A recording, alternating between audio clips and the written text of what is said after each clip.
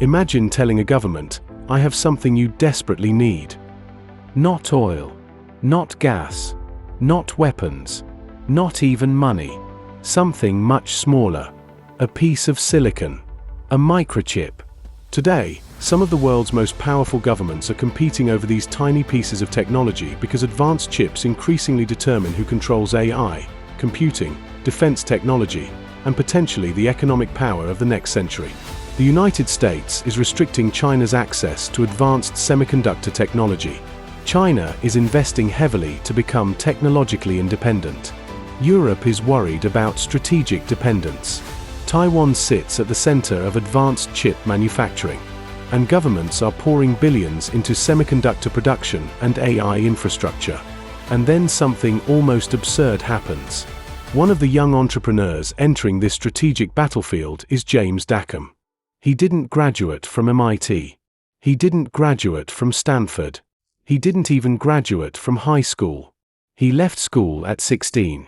Yet only a few years later, his AI chip company, Olix, reached a reported valuation of around $3.3 billion, after raising approximately $312 million from investors including Arm, Hudson River Trading, Hastings, and the UK's Sovereign AI Investment Programme.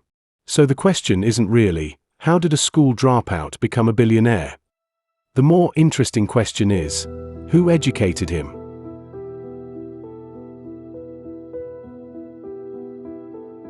Because Dacombe wasn't uneducated.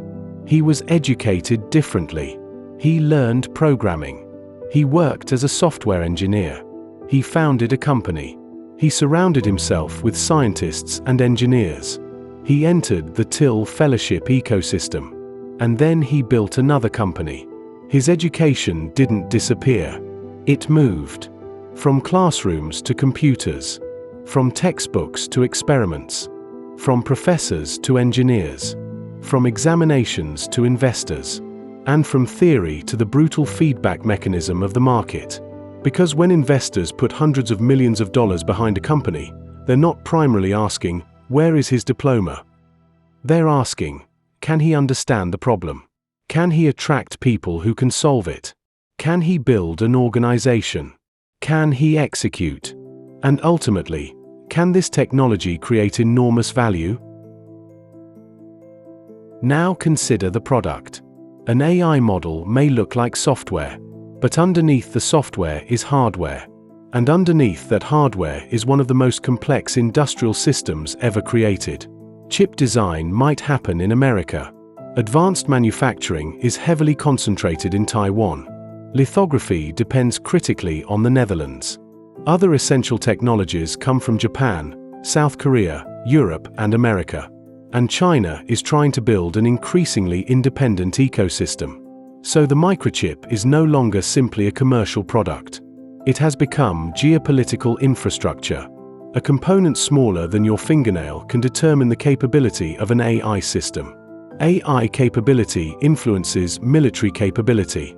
Military capability influences national security. And technological capability influences economic competitiveness. The semiconductor is not just a product. It is power.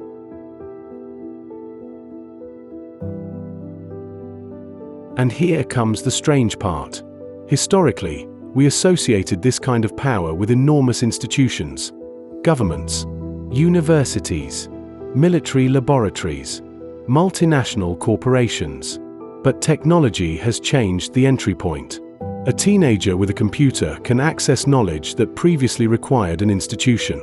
The internet provides scientific papers.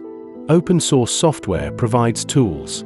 AI accelerates experimentation. Capital provides resources. And networks connect individuals to people with knowledge they don't possess themselves. This doesn't mean expertise has disappeared. It means expertise can be assembled. And perhaps that's one of the most important skills of the modern entrepreneur. You don't have to know everything. You need to know what you don't know, who knows it, and how to bring those people together. But let's not take the wrong lesson. Dacombe's story does not prove that university doesn't matter. Many successful young entrepreneurs attended MIT, Stanford, Harvard, and other extraordinary universities. The lesson is different. The university is no longer the only institution capable of producing human capital. The question is changing. It used to be, where did you study? Increasingly, the market asks, what can you do? And that brings us back to the geopolitical irony. Governments are spending billions trying to control the strategic technologies of the future.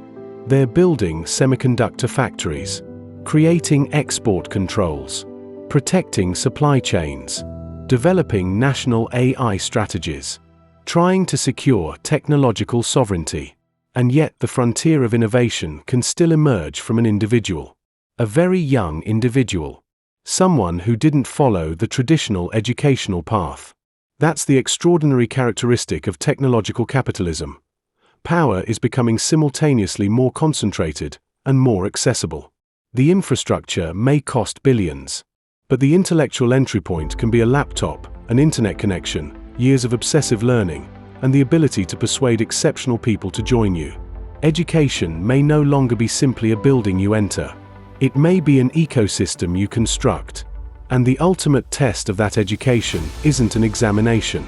It's reality. Can you build something? Can you solve a problem? Can you create value? And in Dacombe's case, that problem happens to sit at the intersection of AI, semiconductors, and geopolitics, a field where the world's most powerful governments are competing for technological advantage. Which leaves us with one final question.